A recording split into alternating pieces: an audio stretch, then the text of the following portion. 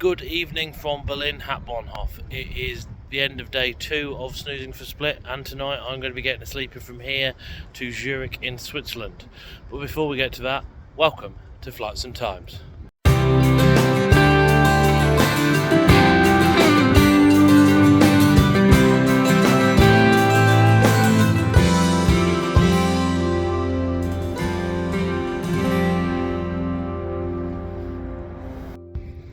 So yes, it was originally my intention to do a video throughout Snoozing to Split, but after filming the introduction at Peterborough, I then forgot to film anything until now. So yeah, that's how we roll on Flights and Times. But I am going to do a video of this Nightjet service, Nightjet 408, from here Berlin, heading south via Leipzig, Frankfurt, etc. into Zurich. It's about 12 hours 20 minutes. We leave here at 8:45 tonight and get in just gone 9 AM tomorrow morning. So yeah, reasonable amount of time, much better times than last night's sleeper that got me here to Berlin at 6:20 this morning. So yeah, I'm looking forward to trying out Nightjet for the first time, and I'll bring you along with me. So let's head inside and get on board. So if you've not been to Berlin before, it can be a bit of a confusing station. You've got 5 levels. Down at the very basement you've got the north-south line in a tunnel under Berlin.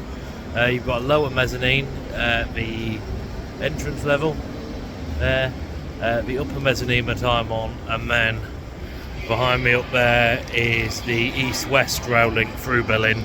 Carries the S-Bahn from here, as well as east-west regional and express trains.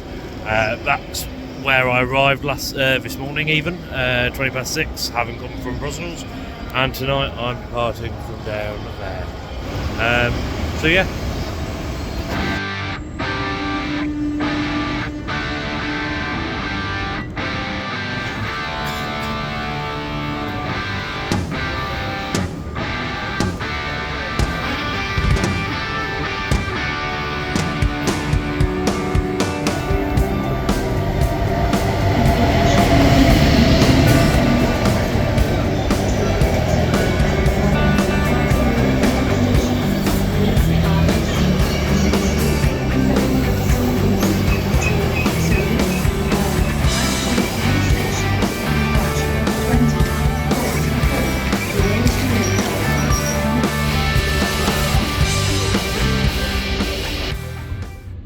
So we've just done our first stop for night, now departing Berlin Südkreuz. So welcome to the Deluxe Sleeper room on board Nightjet. Each room can hold up to 3 people, so we've got the lower bunk made up for me, and the middle and top bunks folded away.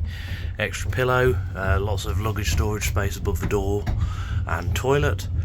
You've got a socket down under the bed, bin there, attendant call, etc., various light switches, water, little goodie bag that we'll open separately in a minute, little shelf thing, hooks, and more storage by the interconnecting door that's locked, and then because I'm in a Deluxe Sleeper, we've got the bathroom. So we've got a toilet, a sink, and a shower, and the sink folds like this so that we can get to and from. But yeah, I might discover more. So I think in the bathroom there is another power socket there for shavers, but bonus socket. So yeah, that's the Deluxe Sleeper. So time to unbag the welcome bag. Excuse me whilst I film one-handed and get this out one-handed. Got some slippers, eye mask with trains on, flannel, another bottle of water to go with the one that was already in here, pen, earplugs, some pretzels or nuts or seeds or something, and a couple of little wafer biscuits. Also welcome Prosecco has just been brought to me by the attendant. So, yeah, good job, Nightjet. So whilst I drink my welcome Prosecco, I'll tell you a bit about the chaos at Berlin. That's where we've come from. It's only day 2 of this and I'm already getting confused. Most European stations have timetables that tell you all of the platforms for all the services each day printed. So printed timetable, platform 4. Did have the wrong time on it though, not the amended time, but platform 4. Go down to platform 4, board has it on. Sat down there for about half an hour waiting. Everybody else for this train is also on that platform waiting. There's meant to be a train 15 or so minutes before ours. That doesn't turn up, doesn't go anywhere. Okay, gets to a few minutes before departure of ours, still no sign of it. And then, departure time goes. I think we're 4 minutes down, and then there's a platform change to platform 1. So chaos as everybody goes up to go across to go down again. The other thing on European platforms is coach layouts. They have them printed so you know what zone your coach is in. And the train tonight turned up in reverse formation. So again, chaos as everybody's running from one end of the platform to the other. But we're on board. We left 13 minutes late. I have Prosecco, so happy days. And yeah, I've placed my breakfast order, so I'm probably going to settle down and we'll see you in the morning. Night. Good morning from Basel in northern Switzerland. I've been here about 15 minutes and have about half an hour here whilst they change locos.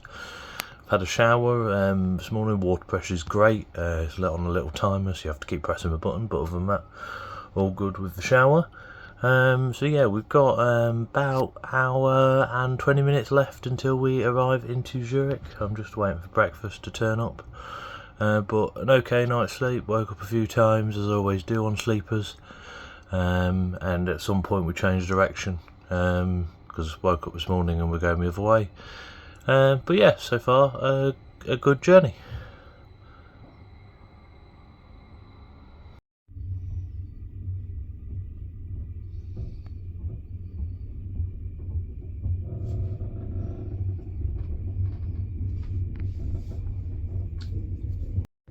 So breakfast has arrived about an hour before arrival. You're allowed to pick 6 items from the menu.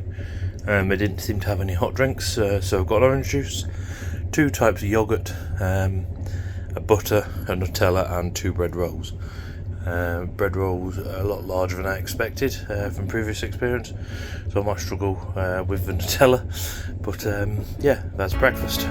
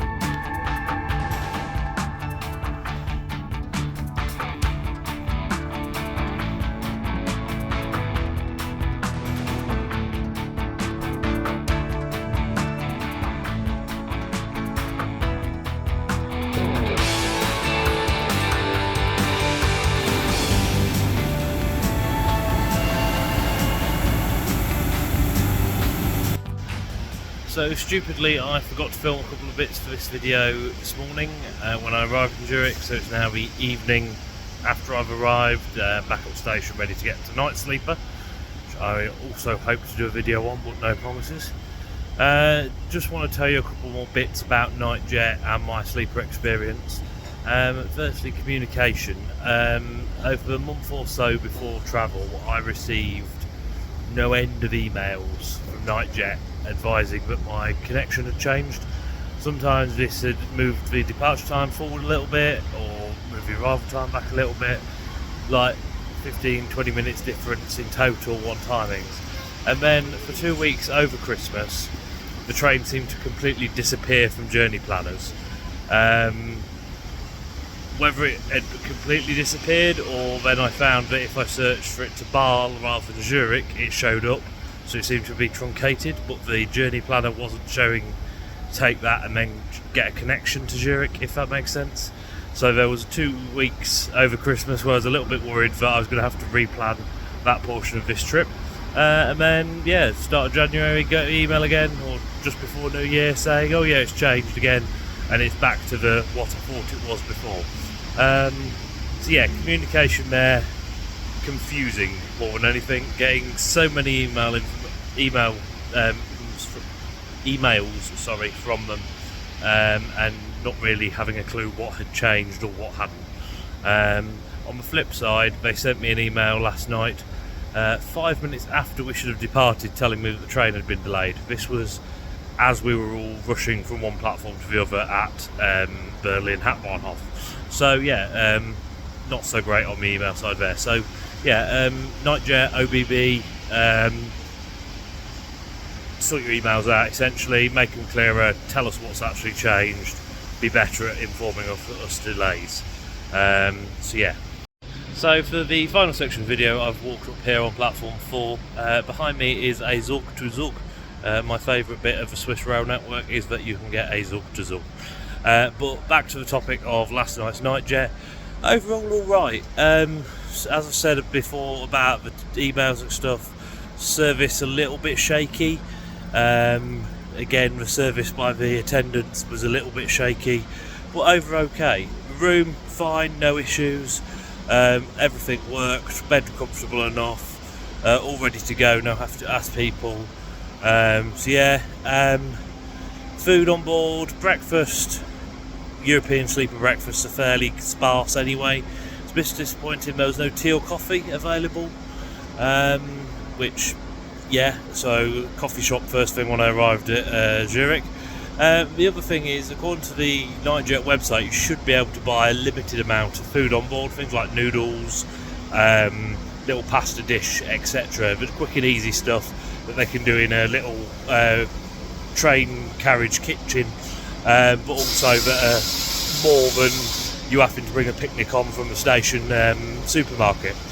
So yeah, the website said that should have been on board. Couldn't see any evidence of that, and my German and the attendant's English weren't compatible enough for me to ask about it. I did then see a menu on the vestibule end as I alighted this morning, so no idea if that was actually available or not. So yeah, overall Nightjet experience, reasonable, bit pricey, comfortable, a good way of travelling, and means I've got a full day in Berlin and a full day in Zurich. So yeah, that was my Nightjet experience. Thanks for watching, see you next time, bye.